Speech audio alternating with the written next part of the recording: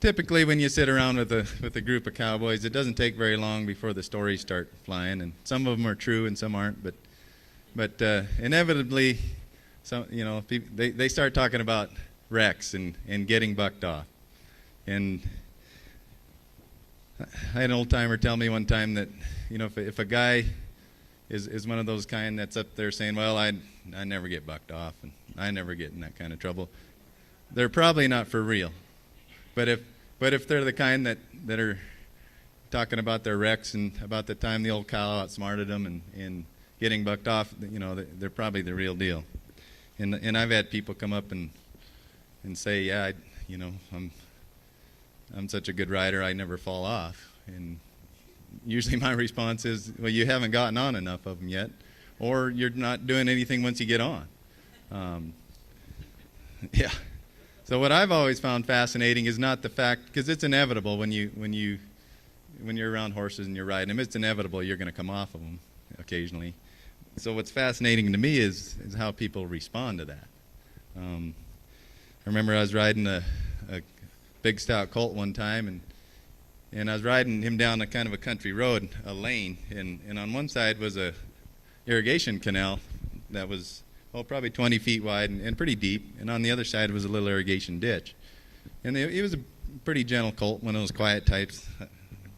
They're kind of like the John Lennon horses. They just want to give peace a chance. But so we're going along on a loose rein and everything. That was good. So I'm on a loose rein and everything's quiet and just enjoying my ride. And this colt was gentle, but he was green. And all of a sudden, out of that canal flies a duck. And it literally came up right under his chin. And I don't know if you guys have noticed, but ducks are really dramatic. I mean, they definitely have a flair. This duck could have swam quietly through the reeds, or he could have flown the other direction. But I think he was down there with his buddy, Bill. Did Bill get that? Down there saying, hey, watch this. I'm gonna wait till this guy gets right up next to me, and then I'm gonna explode out of here like a stampeding mastodon and get him bucked off. And then, of course, they fly away laughing, quack, quack, quack, quack, quack, quack, quack.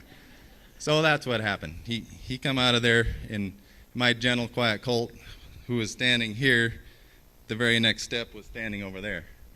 And so I'm hanging on like a spider monkey, and unfortunately, my spur, I found the best place, which was the flank to hook it into, and my gentle colt turned into not so gentle. And the next two jumps, and you guessed it, lawn dart. No, luckily I didn't, because I can't swim. That would have been a good story. I wouldn't be here today had that happened, Rob. My nickname is the Anchor. So anyway, I come off him and I landed right on the edge of that irrigation ditch on the other side with my rib cage. And that's the first time I've taken out this side of my ribs. And so I'm laying there, and I did what most cowboys do. I curled up in the fetal position and started sucking my thumb. And so I laid there, and as soon as I could breathe again, started thinking about what I should do. And my first instinct was to just wait for my mom to come find me. And then I realized since I was 30 years old and lived in a different state, that probably wasn't going to happen. So, I mean, I was hurting. It's one of those things where you're holding your eyes open because it hurts to blink. And you guys that have taken out your ribs, you know that. And so I'm thinking, what am I going to do?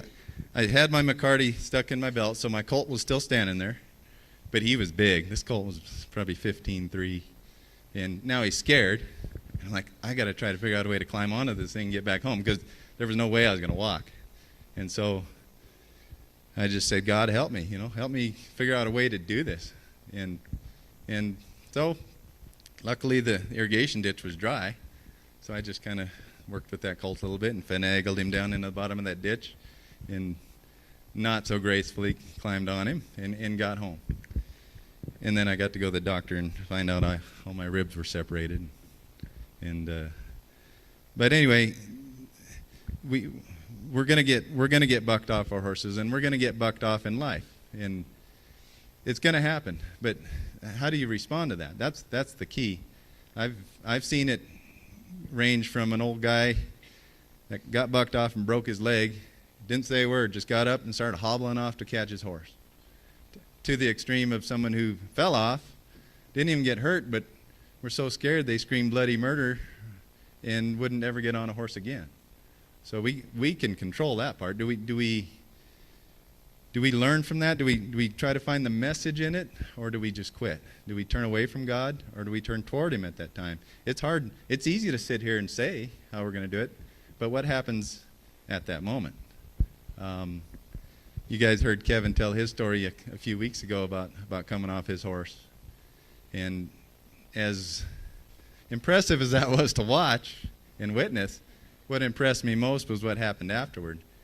It couldn't have felt good to go from 10 feet in the air to the ground, right on your backside in a saddle.